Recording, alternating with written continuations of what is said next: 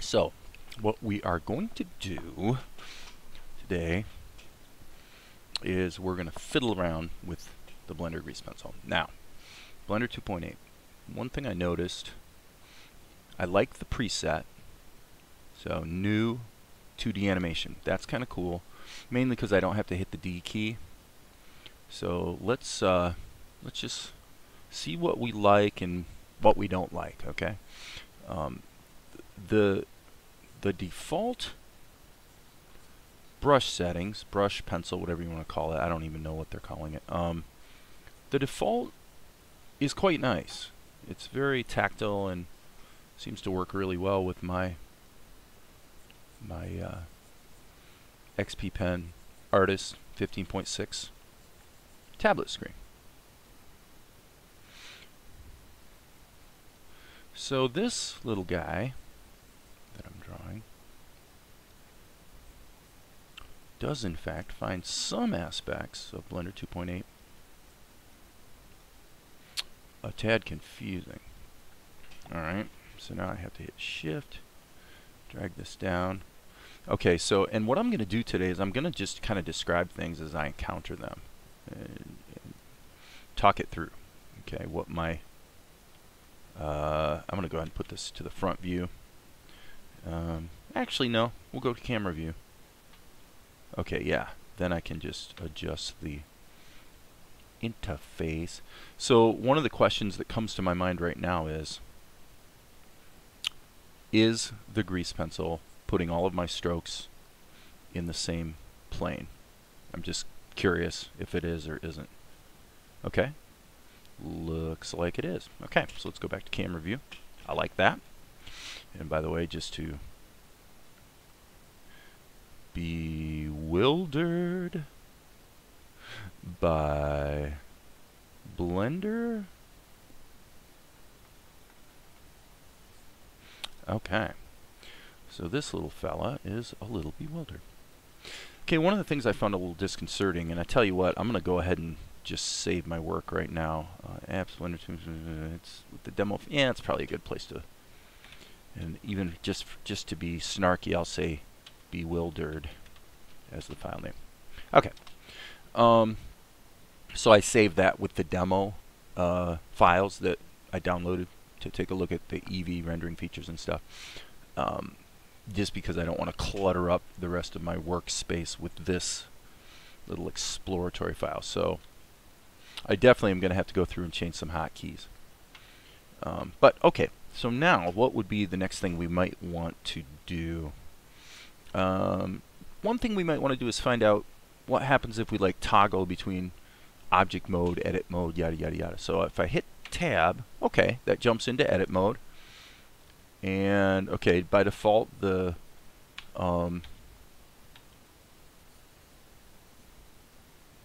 proportional editing, I always forget the name of that, which is crazy since I've been using it for 20 years, but you know, I think of it as like the magnet tool, maybe magnet. By the way, I should point out that for those of you who care, I recently registered this domain, animate.me. You might wonder, oh, there it is again. You might wonder why. And the answer is, I don't know. What I do know is that, okay, so I'll come back to that. Alright, so now I'm going to hit tab again. It goes to object mode. And now if I hit tab repeatedly, I'm stuck in either edit mode or object mode. Obviously, I can click here to get back to draw mode. But I notice if I hit control tab, that pops up the I should know this terminology. What does Blender call the pop-up menu? Trying to think what they used to call that in Alias and Maya. They're the ones who first came up with that idea. Okay, so now we know how to get from, you know, into the different modes, which that's fine. I'm fine with using the pop-up menu since there's only one click. Okay, so what I want to do is let's try sculpting. Okay, so now, in fact, let's not try sculpting. Let's, if it was me, the first thing I would want to do is sort of test the animation features. So why don't we go here? Let's go like, We'll do it on 2s actually. So let's go from frame 1 to 3. Okay, now if I click, oh, it's going to erase my guy, and I don't want that. So what I think I want to do is go Control-Tab, get into sculpt mode, let's say. Yeah, why not? And just, okay, I don't want to do that. Just make a little move so that Blender just inserted a keyframe. It's not necessarily the brightest way in the world to do that, but okay, now I'm going to go back to draw mode, and what I'm going to do is I'm going to do an old Disney trick that you probably saw in well, I know we saw it with the Sir Hiss in Robin Hood. Okay, so now I'm going to hit the I key, because what I want to do is I want to actually insert another keyframe. And I hit I and nothing happens. So I don't know right offhand, how do you insert a keyframe? Okay, so that leads me to come down here and say, well, in Blender 2.79, obviously there was a little red key button that allowed you to turn on automatic keyframing. This says, what is this? Active only. Only show grease pencil data blocks. Okay, that's fine. So at this point, and normally I might encourage people, don't waste your time posting the answers to these questions, because I'm probably going to figure it out by the time. You know, I'm not saying that today. If I bump into something and you're going, oh, Dave, you idiot, here's what you do, feel free to post. Go for it. Because I'm going to look at all the comments, and if that can accelerate my learning curve, hey, that's great.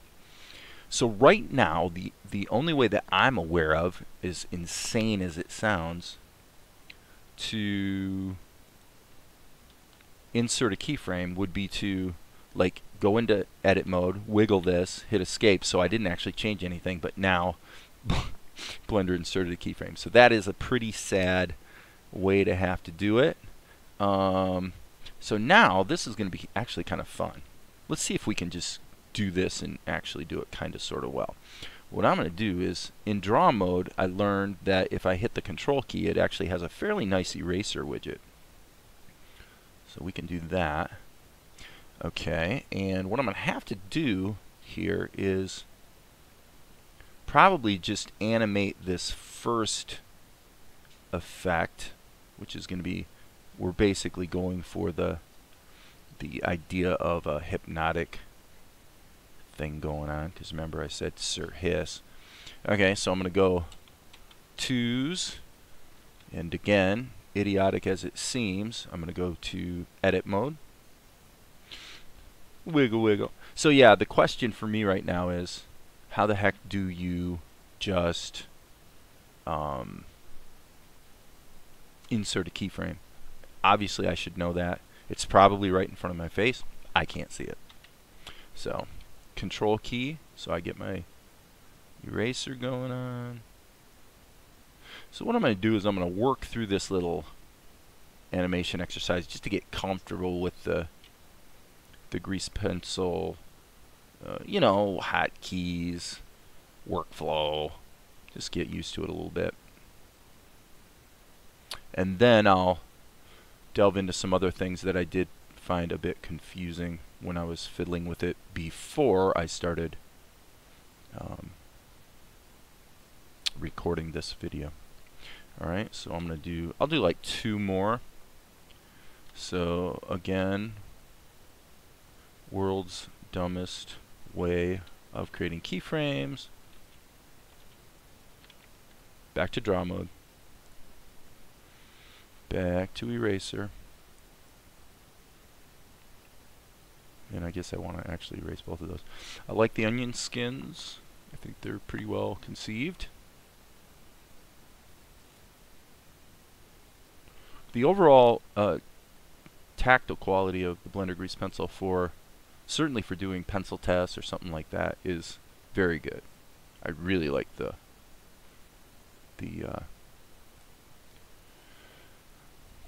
I guess sensitivity to my strokes, if you will. Well, that sounds like a bit of a off-color innuendo. Sensitivity to my strokes.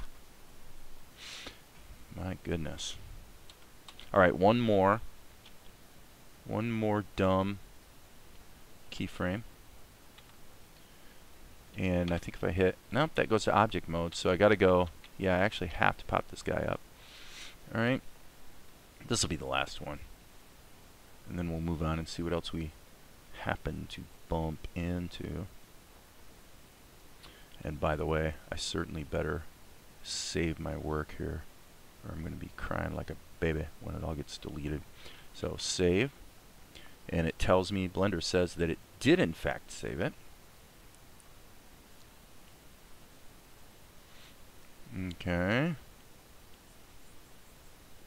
Okay. So now what I'm going to do is I'm going to look for what is going to be the hotkey to set the end range. Okay. Is there a way I can make the, so I'm ending on frame 13 here. Do I have a way to, without just doing a copy and paste, to set the current frame that I'm on to the end frame? I know there's a hotkey for that. Frame? No. Okay, so I guess so I don't waste tons of time here online, I'll go ahead and just do that. And now, Alt-A. Oops, Alt-A doesn't work anymore. It's no longer Alt-A if you want to play your animation back. It is spacebar. Now, of course, to do this properly, we should have, ideally that animation would loop seamlessly. You know, I think you knew that. And so what would really happen is, let's go ahead and see if we can do that, just because we're fiddling around. Let's go ahead and jump this out to 24 frames. And then from here to here, no, here, maybe here. Let's try it from here. Let's go. Okay, now what's going on? Blender just popped up a little, seemingly like it's thinking. I have no idea what just transpired there. Okay, so I'm gonna go Shift D. Does that still work? Yep, that still works. All right, now let's hit the spacebar and see what that does. Okay, we still have the dead time on the end, and I'm not gonna really spend the time to make this quote-unquote good. Oh, I see. Yeah, in order for this to work, you would definitely want to start it at the beginning, but then have it loop like here. So let's just see if the looped section works. Yeah, I mean, that's not really good exactly, but it's not horrible. It's not as tight as the Disney folks did with Sir Hiss. But anyway, let's see. Can this roll back to a negative number? No. In my view, that's a good thing. So, okay. Now, what I want to do is test two things. First of all, basic animation of the grease pencil block in total. So I think if I hit, yeah, if I hit tab twice, I get into object mode. And now if I hit the G key, let's hit the S key. Let's go ahead and shrink this down, because I really do want it to be positioned in a certain way. Excuse me. Okay, so now if I spin around like this. Okay, so let's test the idea of snapping it to the cursor. Okay, so now I already figured out that Shift S pops up a pop-up menu. I don't know what it's called. There's a Blender term for this pop-up menu, and I don't remember what it is, and frankly I don't really care. It's a pop-up menu. Okay, I want to go cursor to world origin. Okay, so now this is something I find a little bit irritating. Where's the cursor? Well, I actually had to Google it. I had to find a video of the Blender team, and it turns out that in this little pop-up called overlays, there's this nasty little thing called 3D cursor, as you can see. So did I do this, or did it come this way? I have no idea, but for some bizarre reason, by default the 3D cursor is not visible. I personally think that is Kind of dumb. But that's me. Okay, so therefore, if this guy is selected, and indeed it is, oops, I should be able, wait, what did I just do? I did Shift D. What happened? Oh, I duplicated it. Okay, okay. I duplicated the block. I wonder if I have more than one now. I might, because proportional editing is on, which means if I move it, yeah, see, I knew it. Okay, so let's get rid of that. Okay, yeah, sorry about that, folks. And by the way, okay, let's go back to the camera view. So now I think if I hit Shift S, I can grab this selection, which would be the entire grease pencil block, and pop it to the cursor. Okay, so that's cool. That works as advertised. And here, I have to say, I find this disconcerting that if I click on the number here, it actually moves the whole timeline, versus if I drag here. I mean, okay, I can live with that, I guess. All right, so I'm going to hit the R key and rotate this just a little bit, just to introduce some animation. Now, if I hit the I key, I can put in a keyframe. Why couldn't I do that when I was using the grease pencil in draw mode? Not a clue. Not a clue. So I'm going to rotate this and insert another key, just so we can say, okay, things are being animated. All right, I'll save my work. As we like to say, save early, save often. Okay, so now what I want to test, and I know this is going to be all kinds of fun, is I want to test deforming the grease pencil block with bones, just because that's something we couldn't do before Blender 2.8. So what the heck, it might be an absolute hoot. So I am in object mode, so if I hit Shift A, I should be able to add some bones, which is an armature. And I'm going to hit Tab to go into edit mode, so I can sort of drag this guy around. And by the way, I'm going to go like this so I can just see, yeah, they're all in the same plane, so everything's looking good so far. So I'm just going to not really think too hard. I think what I'll do is, just to keep things interesting, I'll make a couple lateral bones. Okay, I want to go back into object mode, and then I think what I want to do is grab the grease pencil block widget, Control Shift, or I'm sorry, just Shift, right mouse click, Control P to parent, and then what we want to do is armature deform with automatic weights.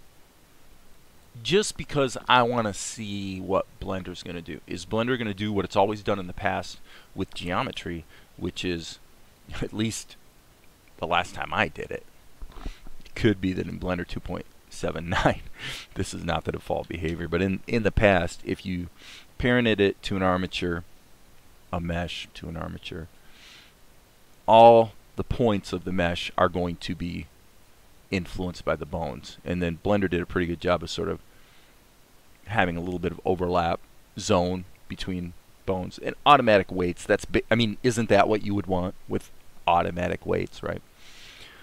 I'm bringing this up because I tried this earlier and it didn't work as I thought it would. So I'm going to show that. So now if I hit Control Tab, okay, so now I'm in pose mode, right, with the bones. And you can see that's, okay, that's being influenced, but the fall off seems to be kind of sudden. Okay, okay. Rotate this.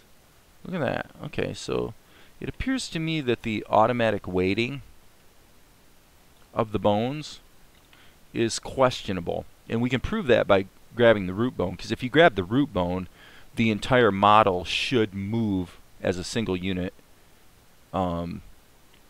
Because if all, theoretically with automatic weighting, if all the bones are selected, then all of the vertices of the manipulated object should be folded into some sort of bone influence. Well, guess what? Not with the Blender grease pencil in Blender 2.8. Doesn't work.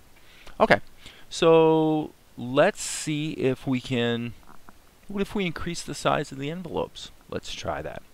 Probably to do that, let me see here. I think we probably have to be in edit mode. Yes, here we go, bone envelopes. Nice. So I'm going to grab the bone envelope widget. And let's see. Let's grab this bone. And, okay. What is happening? Oh, right up here in the corner, we see that the envelope just went from whatever to 2, 3, 4, 5, 6. Okay, so let's make it big. Let's get a big old envelope. Okay, so now a problem that I have is, why can't I see the envelope? Seems like if you're resizing an envelope, the default behavior would be that you can see the envelope that you're sizing so that you can see what that bone's range of influence is, correct? Well, no, that's not the case. The most logical place to look for an explanation, in my opinion, would be overlays, because it seems like maybe you'd have an option to show envelopes. Let's see. Geometry, backface culling, motion tracking, transparent bones. Okay, I think transparent bones is kind of cool, but it's really kind of important to see the envelope. Okay, and that's interesting. So that probably means that if I get into object mode, yeah, the bones disappear. Okay, so I understand how that works, but the problem is, personally, if you even have a paradigm in the software of being able to dynamically size bones as if they were, you know, like a piece of geometry, you're just sizing it up and down, it seems a bit inscrutable to me that there would ever be a scenario, and this is whenever I get snarky, it's always situations like this where I go, is there ever a case I can even imagine where you would be resizing an envelope and it would be desirable to not be able to see what it's doing? Don't think so. No. For me, there is no such scenario. So anyway, I'm going to go back into edit mode, and I'm still in bone envelope, and here, there it goes again. Okay, big. So this one's up to 49, 50. Let's go up to 50. And actually, let's take this one up to 52. So that is one big envelope. Now this is interesting. Did you see what just happened? Okay, I'm going to go all the way up to 50. Okay, now this I didn't expect. Okay, so there it is. You can see it in the upper corner here. You could right up here. You could see that. Now let me see if it's still. Is it still 50? I don't think it is. Let me see. Nope. The envelope is back to 0. Okay. So now here's another example of questionable behavior. Is it desirable that you would even have the ability to think that you're resizing an envelope when in fact you're not at all? Actually, nothing happened. I didn't resize these envelopes at all. Okay, so that means that this little widget that shows up in the corner that shows me the envelope, what is that? Is that the envelope? Okay, so this really useful bit of information in the corner is basically telling me how far my cursor has dragged away from the envelope. Don't know why I would want to know that, especially when we are in bone envelope mode. Well, maybe I'm really stupid. Transform selected items by mode type. Shortcut is Shift spacebar 0. Shift spacebar. Actually, no, that's interesting. I hit Control spacebar. By the way, Control up arrow no longer maximizes a window or a viewport in Blender. You have to hit Control spacebar. Is there a reason why Control spacebar? Because remember, spacebar turns on your animation. Okay, so now I say to myself, so now when I think about my paradigm working, you know, the spacebar is kind of associated with kicking in some animation or, you know, previewing your work, that sort of thing. It's always been the case for me that Control up arrow makes the window up. You know, it goes up, and Control down arrow makes it go down. And up obviously means maximized. But now we have Control spacebar, maximize, Control spacebar again. Okay, so I can kind of appreciate the idea. Wait, I want to make sure I'm not going to the different, nope, it is. Let me see if I do it here. Okay, yeah, so it's doing what I thought. Okay, so I can kind of see where it's kind of neat that I can go control spacebar twice. I don't have to go up this time and down that time. It's the same hotkey both times. Do I care? No. Do I see any compelling reason why it's a good thing to switch from the hotkey, control up arrow, down arrow, has been in place for 20 years. Now all of a sudden it's control spacebar. Okay. Don't know why that would be a good idea, but apparently someone somewhere thinks it's a good idea. So, okay, whatever, dudes. Alright, so now we're back to the question of the bone envelope. We have established that yes, in fact, it is very possible, Control-Tab, to manipulate a grease pencil block with a bone, which is cool.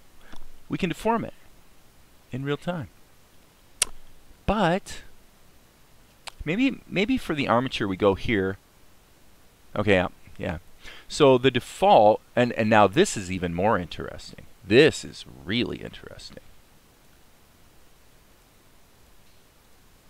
Okay, so now axes. Okay, I got to turn on the axes.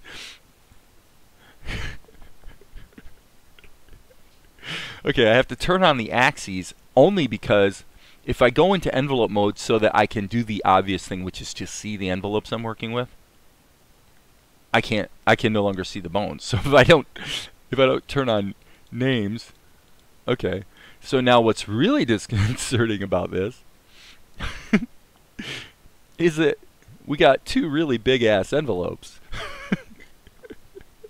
Why? What does that mean? Okay, guys. So now we are in pose mode, so maybe I'm missing something. So I'm going to go back to edit mode, and now I'm in envelope mode. I thought that this was the envelope or the bone that I grabbed. Now it appears to me there's a new surprise, which is there's really no clear indicator. In other words, what is the most obvious thing you would want to do if you're in editing bone mode? No matter what the display options are, what's the single most obvious thing you'd want to do? Grab a bone, maybe? Okay. Nope. Can't quite do it. I literally have no idea what I've grabbed here. Now, I know I'm being snarky. I don't want to downplay the fact that it's really possible that they've thought this through and this is actually a really good idea and I'm just missing it. Okay, it looks to me like the bones that I made really, really big are the problem. What's disturbing about it is that I took the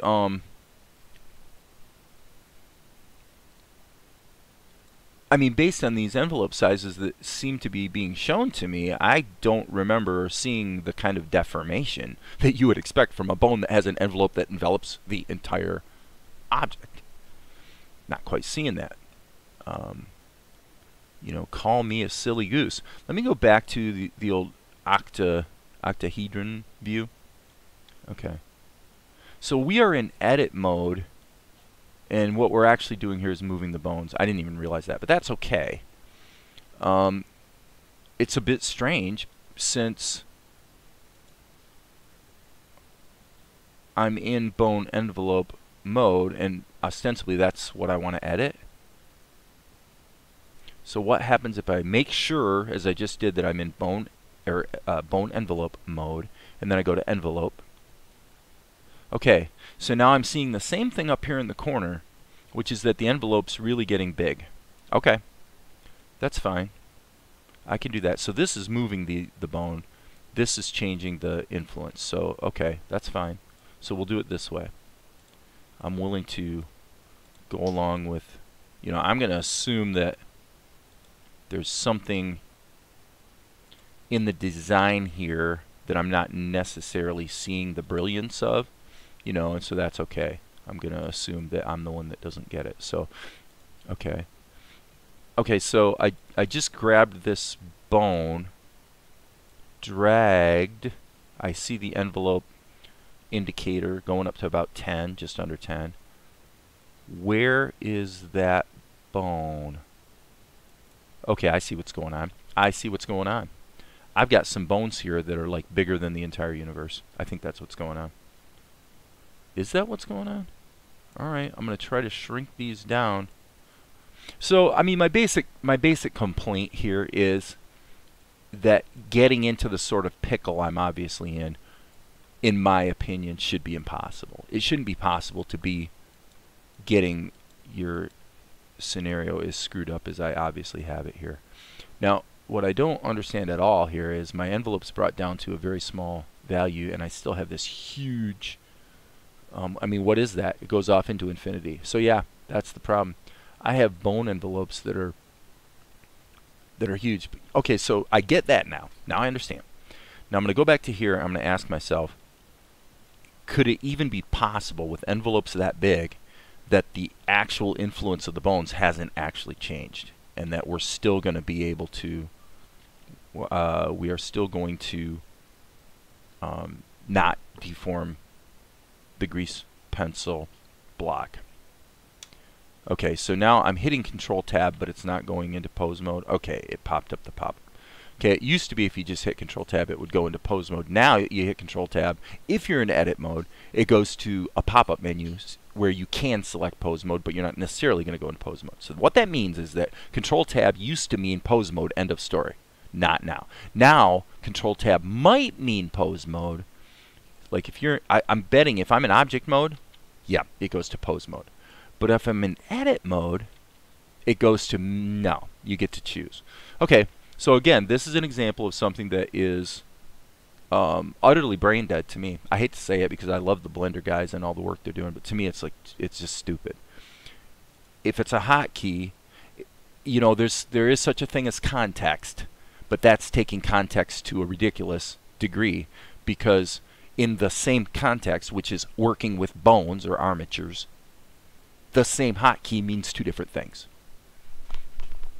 And as usual, I'm asking myself the classic question, can I imagine any scenario where that's actually a good idea?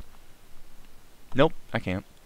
Alright, so now we should be able to, because we've got these envelopes that are as big as the Earth, basically, so surely now all of the grease pencil strokes will be deformed. Let's find out. Nope. What has happened here is that despite all of my manipulations of the envelopes, what's actually happened is nothing has changed at all. And so now I know somebody's going to post a comment, and I hope you do, frankly, saying, Dave, come on, you're being an idiot. Don't you understand this is how it's supposed to work? And again, my basic complaint is you don't want software that is this spectacularly non-intuitive. This is non-intuitiveness taken to the spectacular extreme. Frankly, it's tempting to launch into a rant. Why? Because about 10 years ago there was this crazy new thing coming along called Blender 2.5. And what was the rallying cry of Blender 2.5? The interface. It's going to be so much simpler, so much easier, so much more ergonomic. You'll get so much more work done. It's going to be a big improvement. Was it? No. It wasn't better. It was just different. And it took a little while to get used to, and there are certainly things about the Blender 2.5 series that I like better than I liked Blender 2.49 and earlier. However, I find it interesting that after we had this rallying cry of this new ergonomic interface, we found out that it wasn't. Not at all. Not even close. It was just different. Took just as long to learn, just as many mouse clicks, yada yada yada. No, all the new capabilities were cool. You know, all the modifiers and, you know, the modifier stack and all that kind of stuff. It's great. The capabilities were cool, but everything that was ever said about the interface being better, ostensibly because the original Blender interface was so difficult, which, by the way, it wasn't. It took like a day to figure out. I find it ironic that going into Blender 2.8, what was the key rallying cry? Oh, the interface. Now this interface, to tell you the truth, it's pretty good. I like all the widgets. I like the, you know, you have to take some time to get to learn all these tiny little buttons, this whole thing. You know, it is new, but none of this is tough. I have no problem with the new interface paradigm, actually, in Blender 2.8. What I have a problem with is stuff that's clearly not very well thought out at all, where what you're doing, in like this idea that Control-Tab sometimes puts you in pose mode, but not all the time. Okay, that's the kind of thing that what you've just accomplished is you've taken all the benefit of this ostensibly new and better interface and you've thrown it down the toilet. You've because of that silly decision to have it be contextually inconsistent. You just made the interface as inscrutable as can be, because now what do you have to do? You have to learn 10,000 rules. You have to learn exceptions, at one exception after another. Now somebody's going to probably post a comment and say, well, but Dave, this is beta software. Okay, I mean, from what I've seen so far, because I've done some stuff offline that isn't in these videos, okay? My opinion, this is not beta software. This is still alpha software. What we're seeing here with the envelopes is emblematic of that. Now again, I might be a complete idiot. You know, what seems intuitive to me is if even one of the bones has an envelope that's so damn big that it encompasses the entire planet and certainly the entire grease pencil layer, then is there any scenario I can even conceive where it would make sense to go into pose mode, move the bone, and have nothing happen, or to have had nothing changed? Okay, so this is beta software, and we completely missed that? I don't get it. How's that possible? I have issued this rant before with other software, you know, OpenTunes, and there's other commercial software that's just as silly. My point is not that we should expect features to be perfect out of the gate. My point is that if the feature is 30% implemented and really actually doesn't work, don't talk about it. Don't even put it in. Don't draw people's attention to it, and don't even put it in the software. Make sure it actually works before you release the software. Okay, so again, end of rant. Somebody's going to say, hey Dave, just do this, just click, click, click, and it all makes perfect sense and it'll work. And you're probably right, and I appreciate it if you can let me know that. So, but at this point, I'm utterly befuddled by the whole idea, because we know that it works. This works. The bone is manipulating the grease pencil layer. You know, is it some bizarre thing like this, where the 3D envelope is, you know, being grown on a 2D plane? It's really not actually. What the heck, man? Okay, there's your envelopes, and they go out into the stratosphere for some reason, which I completely don't understand. As far as I can tell, this bone has no envelope. Okay. Okay. What? Okay, so like I said, if anybody has any clue, just explain to me how this actually makes sense, because I'd like to know. I would love to know how this makes sense. Do I actually need to not do all this dragging, but instead I need to use the S key to size them, even though it looks like they're being sized? But okay, let's try that. I'll play. Let's go here. And we got to be in edit mode. We can't be in pose mode. So let's go to edit mode. So tab. We are in bone envelope mode.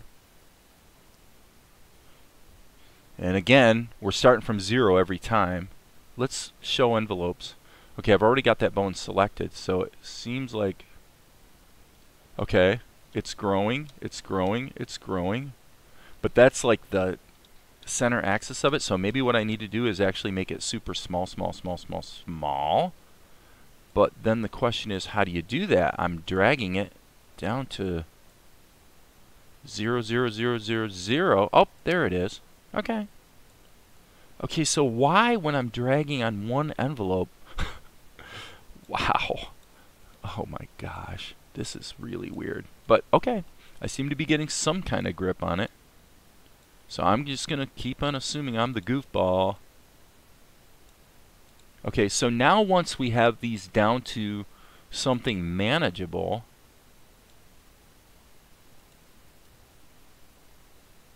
and it seems like this up at the top here, I don't know. Okay, that's okay. Okay, so now maybe it's going to work. You would think default weights though would okay, so now I hit tab. Oh, you can't hit tab. You got to hit you can hit tab and then control tab, or you can hit just control tab and get the pop-up. Whatever, guys. Okay, so let's see if it works now. And look, after all that adjustment, so we've had envelopes that are bigger than the entire universe, and we've had envelopes that are kind of small and inconsequential looking, as you can see.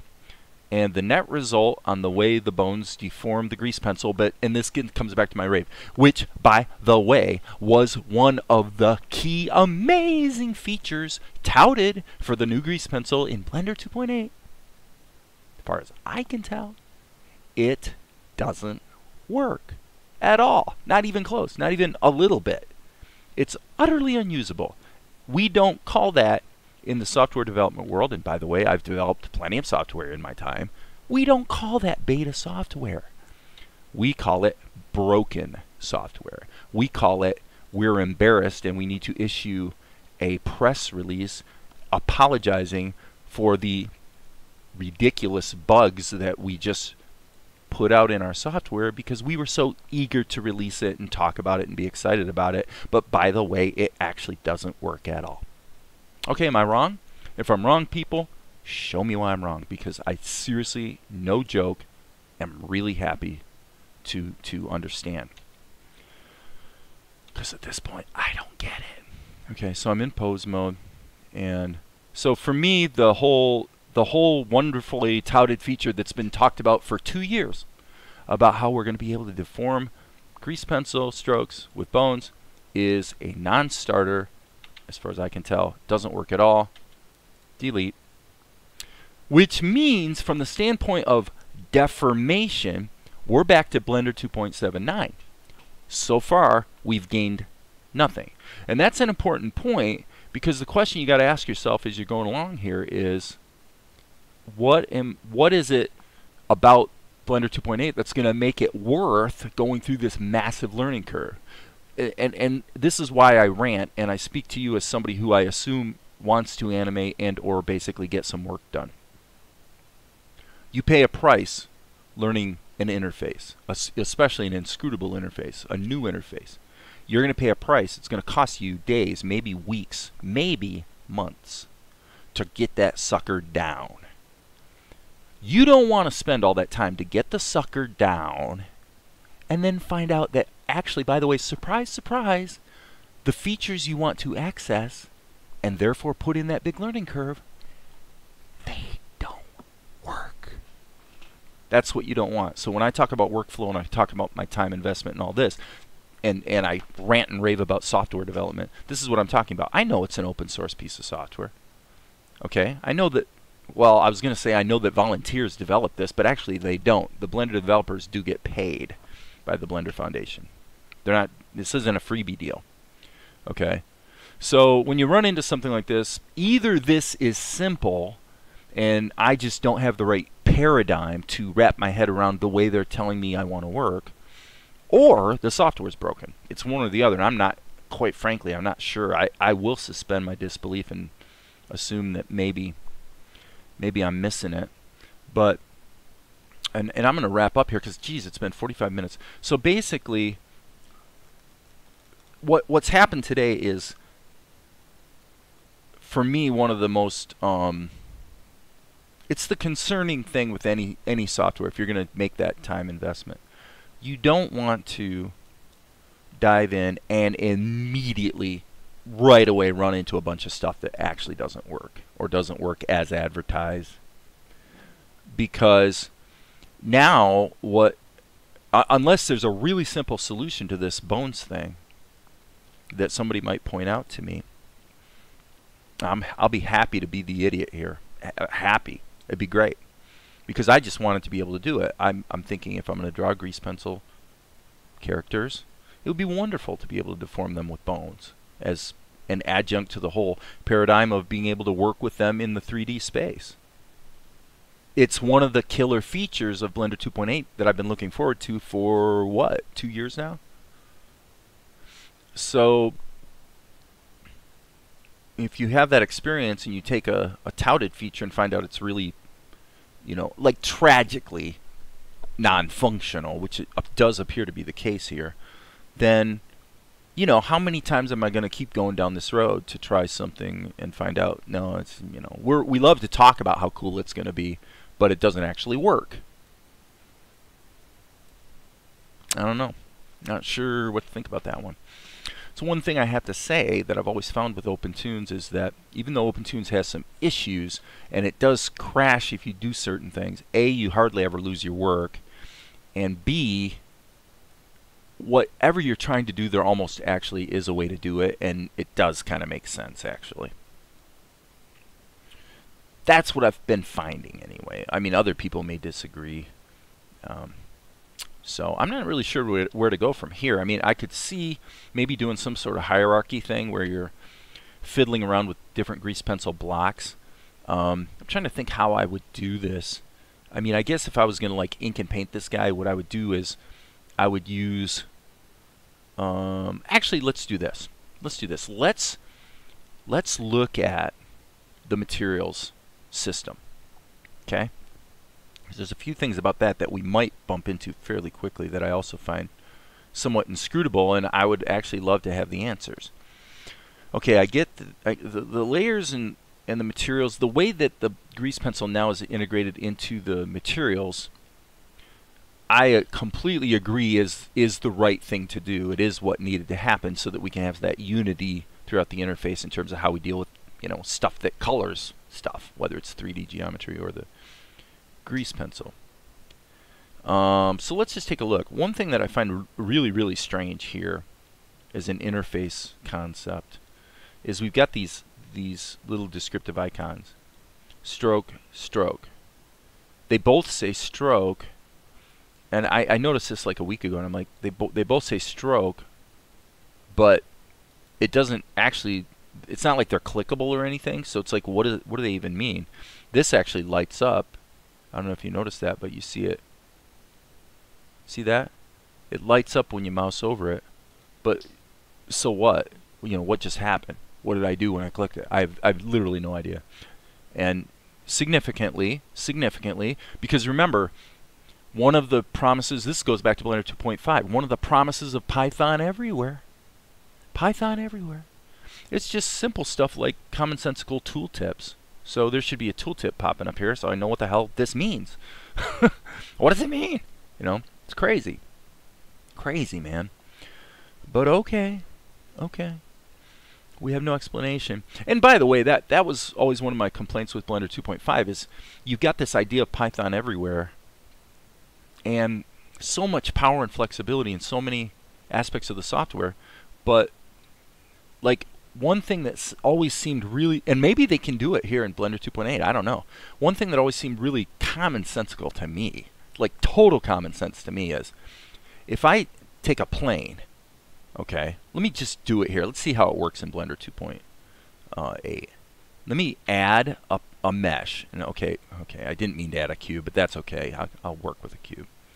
Okay, so now in Blender 2.7.9, obviously we can take a graphic of some kind and just drag it on. So what I'm doing right now is I'm going to browse through here and just find a rendered image sequence. Okay, so that says image sequence, and yeah, I don't really want to use that one. I think I'll go to the render folder. Okay, so yeah, so here's the sequence where the ninjas enter the room. So at least we've got a nice long image sequence. Okay. So now what I'm going to do is I'm just going to take one of these images, which they're TIFF images. Blender shouldn't have a problem with a TIFF, and drag it on there. Okay. So, okay. In Blender 2.7.9, if I dragged an image onto a piece of geometry, it would instantly be UV mapped to that geometry. So that's what I expect. Okay, so getting back to my rant, if you're going to change the behavior, and it's not going to do that now, there should be a really, really good reason why. Maybe there is. I don't know. Okay, so maybe if I change the display mode or the shading, go to EEVEE mode, and the answer appears to be no. Okay, so now with Blender 2.8, which is now in beta, if you drag an image, or which may or may not be part of an image sequence, onto a piece of geometry, we have now rolled the clock back to, I think, about 2006, maybe. We've rolled the clock back at least 10 years to where this really obvious functionality is now gone. Now maybe there's, because of the node-based materials, maybe there's some, like I said, there might be some really good reasons why we want to say, no, no, no, you need to set up a few things in your materials before you can do that which used to be pitifully simple. Now it's important that it be pitifully simple because the whole reason to drag an image onto the geometry was because you either wanted to map a graphic or a sequence, and just do an OpenGL render, and essentially you're doing 2D in the 3D workspace. You might drag a background image onto this, if this was a plane, obviously, but it could be a cube. Drag a background image, size it up real big, move it way back in the 3D space, and now you can do parallax background. And you animate over it with your grease pencil. Okay, so you could do that. Well, now, guess what? You probably still can, but now you get to jump through a bunch of fun new hoops in order to make it happen. Well, it turns out, as we can see here, and I'm literally learning this in real time. I'm doing this right now, live, okay, for the first time. Okay. So answer number one, as far as I can tell, is nope, you've got to add a material because there was no default commonsensical material added to the cube when I dragged an image on it. Okay, okay. So I have to create a material. I don't mind that we have to use nodes. That's okay because that's where we're going in the future. It's a lot more flexible in the long run. I'm down with it. It's cool. Okay. But what about texture? Okay, do we need to add a texture? What about UV mapping? Let's see here. Do I need to... I better save my work, by the way. Okay, do I need to hit U or Shift U or Control U or Alt U? I don't know. I don't even remember what the hotkey is. Okay, maybe it's U. Okay, so unwrap. Very good.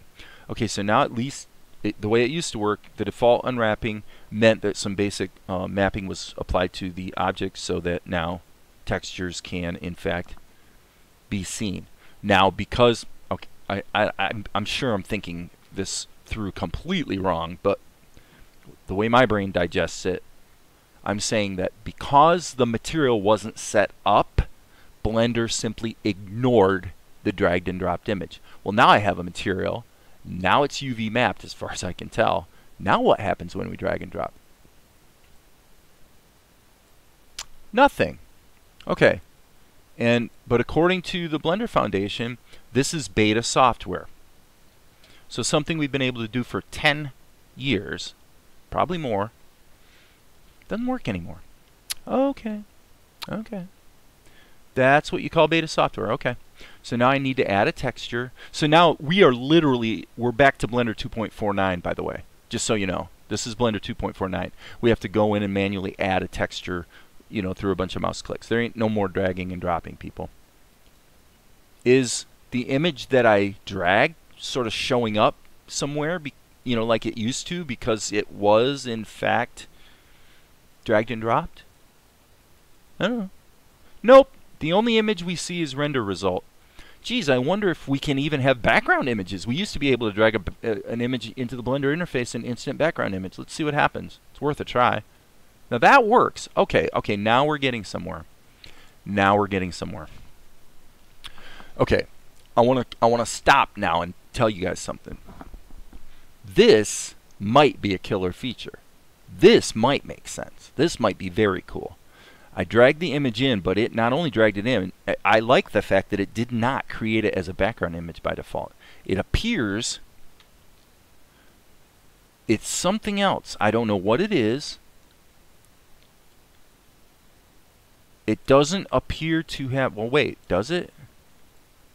Okay, it can be sized. There doesn't seem to be the ability to edit it like geometry, although if I subdivided it or something, maybe I could. Okay, so now I'm trying... Okay, there does not appear to be an edit mode for this new object that lets you show a picture. So my guess is that the whole reason this exists is for doing what I described earlier. You want to take an image and just use it in the 3D workspace. Now, if this can be animated, in other words, I can tell it that it's an image sequence and it plays back properly, I will congratulate the Blender team. Great, great feature. We've been needing it for years. Okay? So, according to Blender, okay, I'm in texture mode over here, and when I click between the two objects, this one,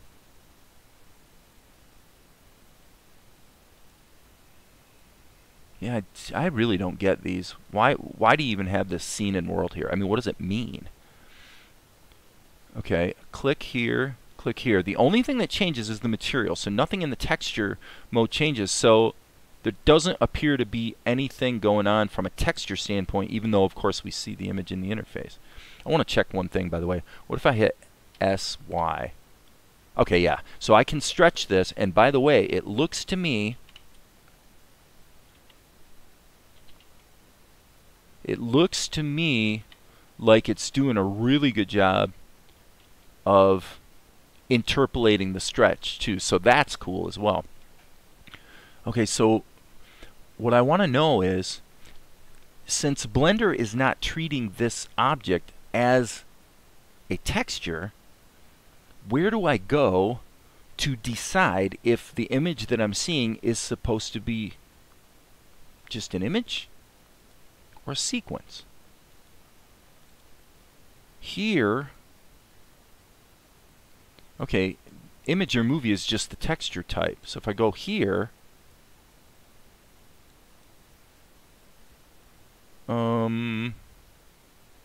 I don't need to give it a surface because I can already see what I wanted to see.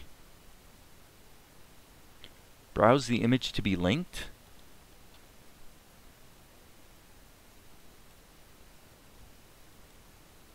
Okay, so now I, just for kicks and giggles, I did that for the cube. So now the cube has a material and it has a texture, and it appears that nothing will allow me to see it in the 3D interface. So functionally, I know I'm doing something stupid, people. I know that. Just let me know what it is. Post it comments. So yeah, I mean, we're back to Blender, you know, 2.28 basically here. So there doesn't seem to be any correlation. When I look in the texture mode, there doesn't seem to be any correlation between clicking between the two of these. Okay, this has a material, this doesn't. But I can see the image, so does it do me any good? So it must be something about this. This must be a new type of object that I'm not familiar with. Let me hit the N key and see if anything pops up here that points to what the heck is going on. Because what I'm looking for is, how do I tell Blender that this is not supposed to be a static image, it's supposed to be an image sequence? What I was going to say earlier that has been glaringly absent from Blender for all these years is, what if I had a 3-image sequence, okay? And what if they're mouth shapes? So a smile, open mouth, closed mouth. I've got 3 image shapes. And I go ahead and number them so that they're an image sequence. Wouldn't it be neat? Wouldn't it be really cool and kind of obvious that if I drag that image sequence onto a plane, that maybe at frame 15, I want to switch from the first image to the second image. So I don't want it to be a image sequence that just plays back at 24 frames a second no matter what. I want it to be an image sequence where I just toggle between the images when I want to by setting a keyframe. Now the fundamental capabilities in Blender to do that have been there for at least 10 years. Actually longer than that. The capability to do that really, really obvious thing has been around for years, but the functionality's been missing. I know, with Blender 2.49 you can use Animall, the plugin, to basically do what I just described. I know there's a plugin that lets you do it. But that type of functionality is so, what is the word, endemic to how you would want a software application that professes to be about animation to work, that it's always boggled my mind that the capability isn't there. Okay, so now I'm going to change something.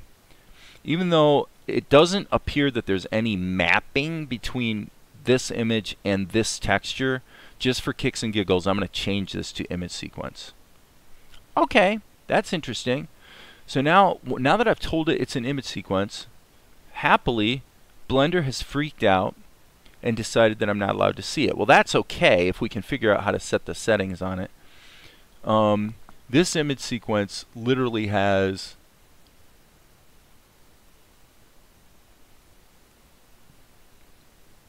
in the hundreds. It's got 425 images. Well, maybe match movie length.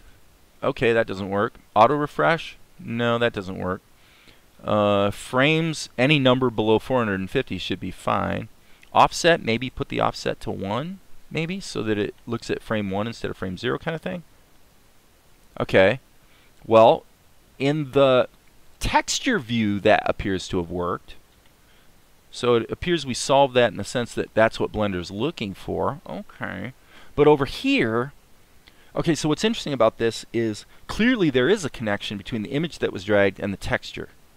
But yet, when we changed it to an image sequence, all we did here was turn it pink, which means Blender doesn't know what's going on. Blender doesn't understand. I don't get it. I don't get it. I don't know what to do. Okay. I got to do it for you. Well, maybe if I go to this mode? Nope. If I go to this mode, all the different rendering modes, does one of them, does anything at all? I mean, obviously, this object is connected to this texture, because if it wasn't, then why did the object change when I changed the image from a single image to an image sequence? So clearly they're connected. So Blender 2.8, the most advanced 3D software in the universe, arguably, I would say so, doesn't know how to deal with an image sequence. Really? Okay.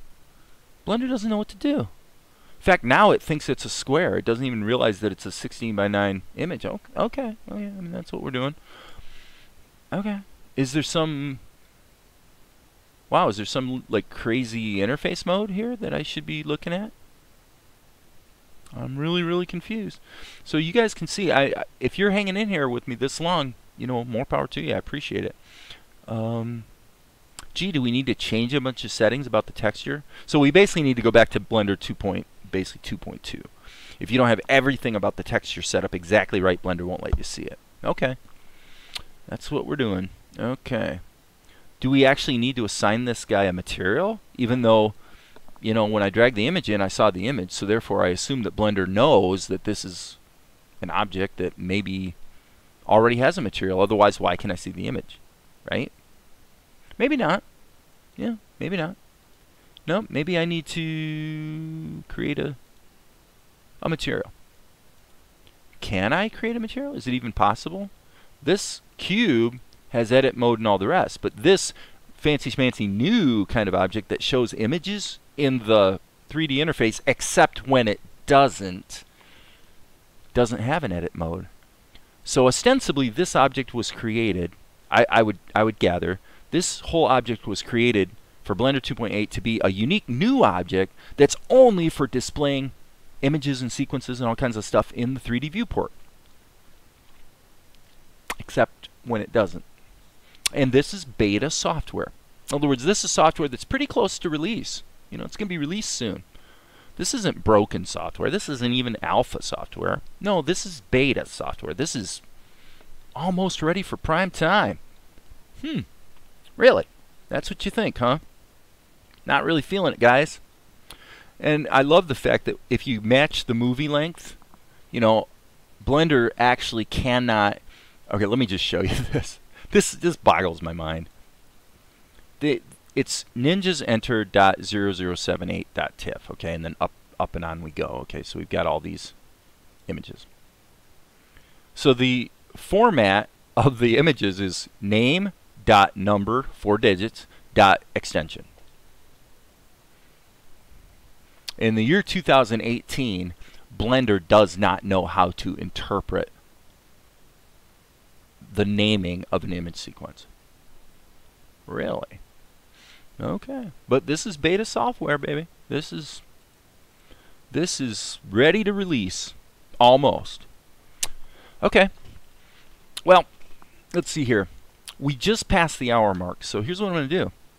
I am going to, I don't know why I'm going to save my work, but I'm going to save it. But I'm going to say that my judgment today is that Blender 2.8 is so, even if the solution were documentation, maybe the solution is, you know, either tooltips or maybe it's online, you know, blender.org, and you know, maybe the issue is that you almost need to have a mandatory training session to just get your, you know, just to see the obvious things. So, in other words, what I'm saying is, no, the software is not broken. The software is not pre-alpha. It's just that you don't get it. Okay, okay. That might be the solution, but that solution does need to be implemented. This, as far as I can tell, is Blender 2.8 is pre-alpha, in my opinion. Whoever's out there who's been using it for weeks or months and has got all these things figured out and can see how dumb I'm being, please comment, share. I'd love to hear it. Because for me, at this point, I'm in the same place I was 6 months ago. Blender 2.8 is basically, I want to say it's a joke. You know, the EEVEE stuff, the real-time rendering, the GPU thing, it's awesome. For 3D, it's better than Maya as far as I'm concerned, like by a wide margin. I mean, Blender beats everything else in the marketplace for 3D.